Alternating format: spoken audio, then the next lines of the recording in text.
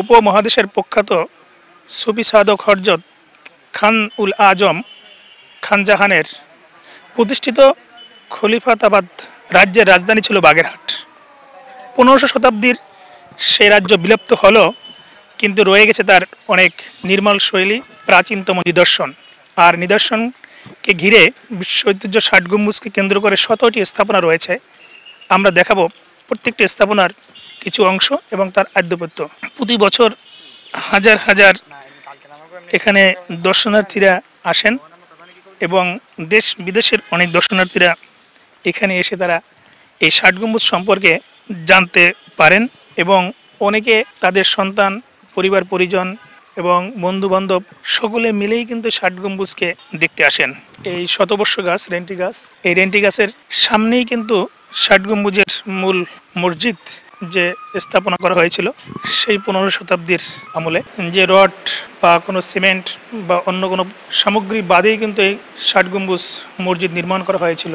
এখানে কিন্তু এক ধরনের শীতাতাপ নিয়ন্ত্রণ ব্যবস্থা না থাকলেও কিন্তু এর উচ্চতা এবং এই গম্বুজের কারণে এখানে মানুষ এবং অনেক মুসল্লিরা এবং দেশি বিদেশি পর্যটকরা এসে এখানে অন্তত 2 রাকাত নামাজ, নফল নামাজ পড়ে যান এবং স্থানীয়রা কিন্তু এখানে 5 ওয়াক্ত নামাজ তারা আদায় করেন।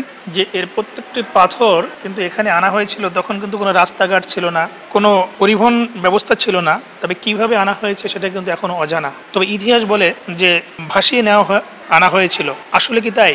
তবে আশ্চর্য বিষয় হলো এই যে মসজিদ নির্মাণ করা হয়েছিল সেই মসজিদ নির্মাণের যে ইতিহাস বা ওই প্রতিষ্ঠিত সাল আজও পর্যন্ত আসলে কিন্তু খুঁজে পাওয়া যায়নি। খান জাহানের সময়কাল নির্মিত এই মসজিদটি শুধু প্রার্থনা ছিল না, এটি ছিল একটি শিক্ষা কেন্দ্র, একটি সামাজিক মিলনস্থল।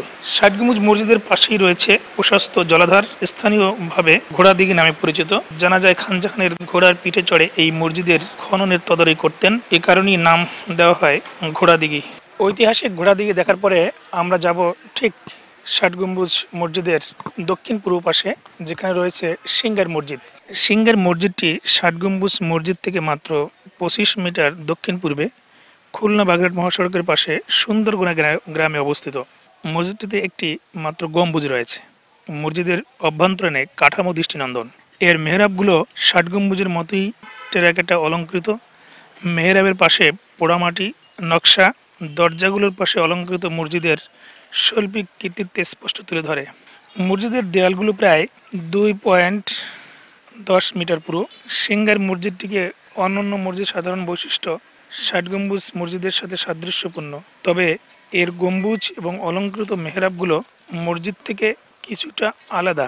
এই মসজিদে ভ্রমণে নেওয়া হয় না কোনো ফি। দর্শক, এবার আসছি আমরা বিবি বেগুনি মসজিদে। এই মসজিদের ইতিহাস একটু রহস্যজনক। এই মসজিদের ষাট গম্বুজ মসজিদের পশ্চিম পাশে ঘোড়াদিঘির পার হয়ে সামান্য পশ্চিম দিকে অবস্থিত।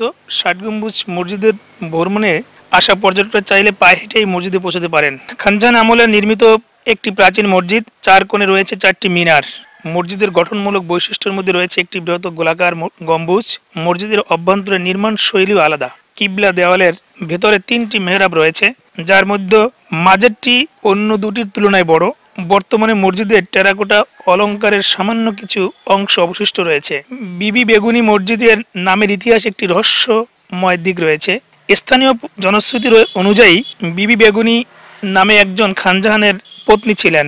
মসজিদটির খানজাহানের নিজেই নির্মাণ করেছিলেন বলে ধারণা করা হয়। এই মসজিদের বর্তমানে একটি জামে মসজিদ হিসেবে ব্যবহৃত হচ্ছে। মসজিদটির সকল দর্শনার্থীদের জন্য উন্মুক্ত করা হয়েছে। আমরা এখানকার যে মসজিদের কমিটির সভাপতি রয়েছে এবং ইমাম সাহেব রয়েছেন তাদের কাছে যাব। বাপদাদাও আমলে দেখতেছি এই তোমার থেকে, আর আমরাও হয়ে দেখতেছি এরকম চলছে। সরকার মেরামত করেন, আর আমাকে এখানে আমরা মুসাল্লি আছি কয়েকজন, ইন্ডা নামাজ পড়ি। আমি এখানে মসজিদে প্রায় 3 বছরের কাছাকাছি দায়িত্বে আছি এখানে। আমার মসজিদে অনেক মুসল্লি, অনেক নামাজ পড়েন। জুমার দিনে পুরো মসজিদটা ভরে যায়। এখানকার মানুষের যে দাবি যে যদি অরক্ষিত এই মসজিদগুলোকে সংরক্ষিত করা হয় তাহলে এখানে বাড়বে দর্শনার্থী, আসবে রাজস্ব।